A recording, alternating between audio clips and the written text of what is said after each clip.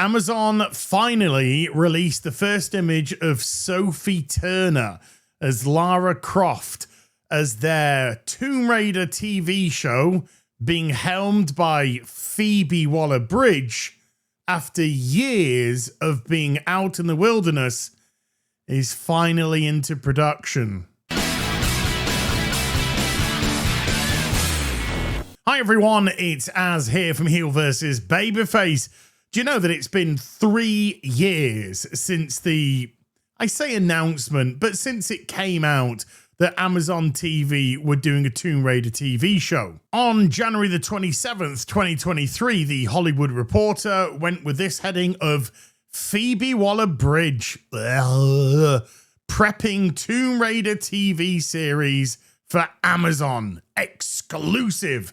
Sources say the Fleabag Emmy winner will pen the script for the project, which is the latest to stem from her recently renewed overall deal with the streamer, which you have to admit is Amazon kind of regretting right now, particularly after having her horrendous flops with things like Indiana Jones, oh my goodness me, and the reception to No Time to Die, in which she was involved in changing the script to make it more feminist. So after 3 years of being in the wilderness, because Lord knows it certainly isn't pre-production, we got our Lara Croft in Sophie Turner, aka Sansa from Game of Thrones.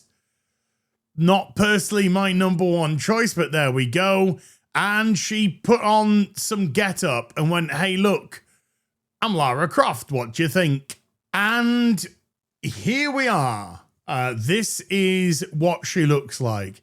Now, in terms of critiquing the outfit, I don't think there's particularly too much to critique. I mean, other than a couple of obvious things, Sophie Turner's not quite as endowed as the video game version of Lara Croft, but the actual outfit looks very similar to the OG version. Even the glasses, where she used to wear those circular red lensed glasses. She's got her dual pistols, the green top, the brown shorts, the straps around the thighs. I would say you'd be hard pressed to at least criticize what we see here. The hair looks pretty much like Lara, and then the ponytail. So this is as good as you're gonna get, I feel, from Sophie Turner. What I do find a little bit unfair, however, is the criticism of the New England Patriots 2025 schedule. Now, there's no denying that it's a pretty decent schedule, and I think a lot of clubs would have picked it. However, you still got to, first of all, win the games. You got to go out there, you got to perform, and you got to get the job done. But secondly, it seems to be rules for thee and not for me, because whereas a lot of people are saying, the Patriots, they're essentially getting a free ride into the playoffs this season, one thing that they haven't said is the criticism that they would potentially level at the Bills' schedule, because the Bills' schedule is pretty much identical to the Patriots. There's literally only a couple of changes, and the Patriots ended 14-3 during the regular season. The Bills did not. I think they were 12 or 13. So that's not our fault on a schedule that's the same. And a lot of people are saying, well, Josh Allen, you know, that guy deserves to go into a Super Bowl. That guy deserves to win a Super Bowl. I'm not trying to belittle Bills fans here because, you know, I think Josh Allen is a fantastic quarterback. And I do think that one day he's going to get himself a Super Bowl ring. I mean, maybe if he joins the New England Patriots, that could be one of them. But I do find that sort of level of criticism unfair when these two teams are being spoken about very differently. One of them is out, of course, which is the Bills. The Patriots still move on to the championship game against Denver this Sunday. But those schedules were essentially the same. I don't understand, possibly other than her politics, why Phoebe Waller-Bridge gets anything given to her in the first place. After all, the only thing that she's really received any critical praise for is her Fleabag TV series, which only ran for 12 episodes. She was a laughingstock in Solo, A Star Wars Story, the most obnoxious character of L33T or whatever it was, 7, Leet. You know, do you get the meta reference? And I did laugh when her robot got pulled to pieces. After that, of course, we have her in Indiana Jones and the Dial of Destiny, where she was horrendous. A movie which lost hundreds of millions of dollars, where we had to pretend that some horse face, flat, pancaked, ironing board of a woman was the subject of desire for men, but okay. And again, James Bond, No Time to Die, script consultant, making Bond a cuck. Her upcoming being Tomb Raider and something called Screenshot, which is in pre-production. But if you just look, Big, Bold, Beautiful Journey, 6. Rule Breakers, 6.6. If, 6.4. It's not very impressive stuff in the slightest. What is impressive, though, is the defensive line for the Houston Texans, and it has been all season. And so having the Patriots win yesterday put down to the fact that CJ Stroud threw 4 interceptions kind of belittles what went actually on here, because the Patriots simply beat Houston at their own game. They out-defensed the great defense.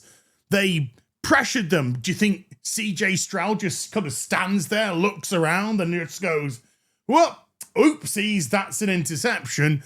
No, absolutely unbelievable pressure by the Patriots. They wore Houston down. And so when we got into the fourth quarter, that allowed the Patriots offense to start making those bigger runs, picking up 8 yards here, 7 yards there, etc., etc. Houston just got outplayed by the Patriots. But once bitten, twice shy. You can put an actor into a costume and they can superficially look like the character that they're trying to bring to life. But will Sophie Turner actually exhibit the traits and personality of Lara Croft? Will Phoebe Waller-Bridge actually write Lara Croft as she's intended to be, which is a very self-absorbed thrill seeker, somebody that will go into another country, that will raid these tombs, that will take for her own personal pleasure and glory these artifacts and treasures?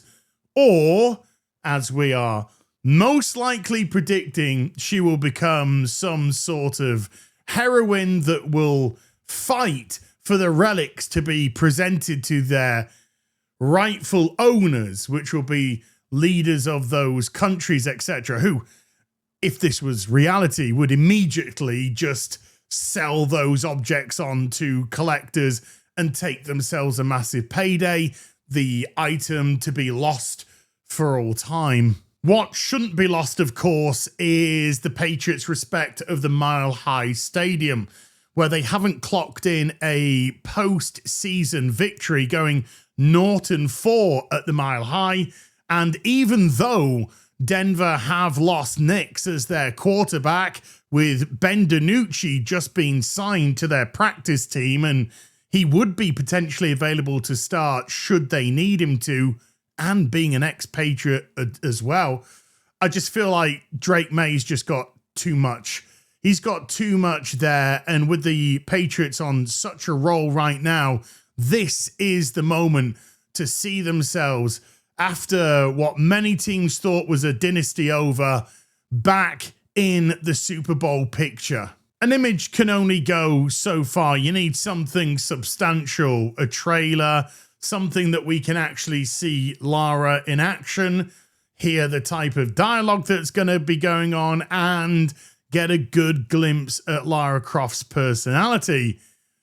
That also can be hid in a trailer as well, with them very selectively putting iconography, which we'll all sort of gravitate towards, which won't necessarily show us exactly what this is all going to be about. It'll take a little bit of time. We'll get there in the end, and we'll find out exactly whether or not this Patriots team can go all the way to the Super Bowl final. But with a defensive line, which is now starting to kick into gear, and with an offensive line, which is scoring points against very stern defensive teams, I think every team in the NFL should start to worry that something amazing is going to be built on here. Is it time for the dynasty to already rise up again? Sorry, what was I talking about? Sorry. I'll see you in the next video. You take care. Goodbye, Baloo Boo.